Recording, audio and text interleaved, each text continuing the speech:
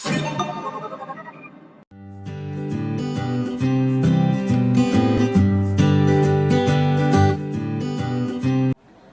sosial.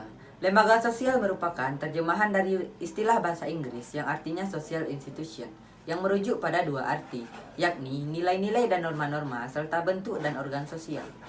Lantas, bagaimana pendapat para sosiolog-sosiolog tentang pengertian lembaga sosial? Mari kita bahas dari yang pertama, yaitu menurut Paul Horton dan Chester Elahan. Menurut mereka, lembaga sosial adalah sistem norma, nilai-nilai, serta hubungan dalam kebutuhan masyarakat.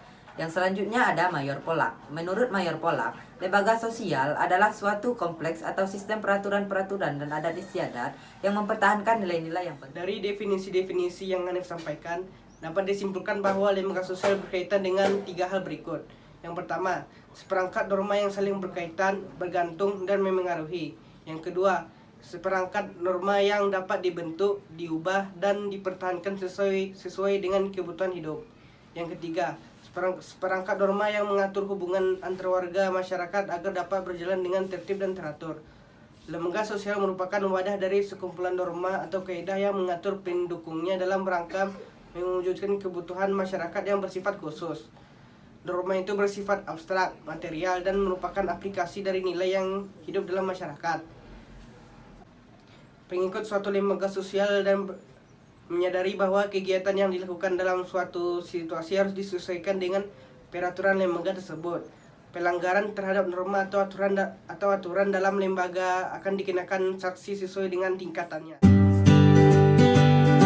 Proses pertumbuhan lembaga sosial. Norma-norma dalam masyarakat kemudian membentuk sistem norma yang kemudian kita sebut sebagai lembaga sosial.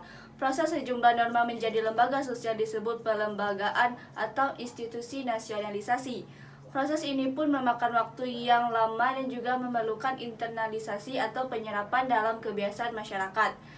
Secara garis besar, timbulnya lembaga sosial dapat diklasifikasikan ke dalam 2 cara, yaitu yang pertama, secara tidak terencana. Artinya lembaga sosial itu lahir secara bertahap atau berangsur-angsur dalam praktik kehidupan masyarakat. Contohnya, dalam kehidupan ekonomi, ketika sistem tukar barang sudah dianggap tidak efisien, maka masyarakat menggunakan mata uang untuk mendapatkan barang yang diinginkan.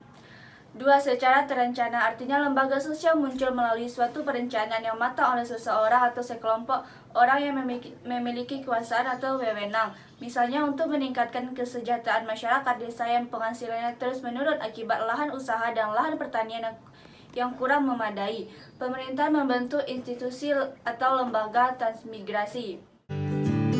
Karakteristik lembaga sosial. Yang pertama, memiliki simbol tersendiri, digunakan untuk menandai suatu ciri khusus dari setiap lembaga. Contohnya, lembaga keluarga terdapat simbol atau cincin kawin. Kedua, memiliki tata tertib dan tradisi. Lembaga sosial memiliki tradisi dijadikan panutan bagi pengikutnya. Contohnya, menghormati orang yang lebih tua dan melindungi orang yang lebih muda. 3. Usianya lebih lama. Lembaga sosial ini diwariskan dari generasi ke generasi. Contohnya sistem pertunangan. Yang keempat, memiliki alat kelengkapan. Lembaga sosial memiliki alat kelengkapan tertentu yang digunakan untuk mewujudkan tujuan lembaga. Contohnya buku. Yang kelima, memiliki ideologi. Sistem gagasan ini memiliki secara bersama yang dianggap ideal bagi para pendukung lembaga. Yang keenam, memiliki tingkat kekebalan dan daya tahan. Lembaga yang sudah dibentuk, contohnya kegiatan belajar mengajar bertujuan agar belajar dapat diwujudkan. Yang keempat, fungsi lembaga sosial terbagi menjadi 2, yaitu fungsi lembaga manifest atau nyata, merupakan fungsi lembaga sosial yang disadari dan menjadi harapan banyak orang. Yang kedua, fungsi laten, fungsi lembaga sosial yang tidak disadari dan bukan menjadi tujuan banyak orang atau tidak tampak dan tidak diharapkan tetapi ada. Tipe-tipe lembaga sosial. Pertama, berdasarkan sudut perkembangannya. 2. Berdasarkan sudut sistem yang diterima oleh masyarakat. 3. Berdasarkan sudut penerimaan masyarakat. 4. Berdasarkan sudut penyebarannya. Dan berdasarkan sudut fungsinya.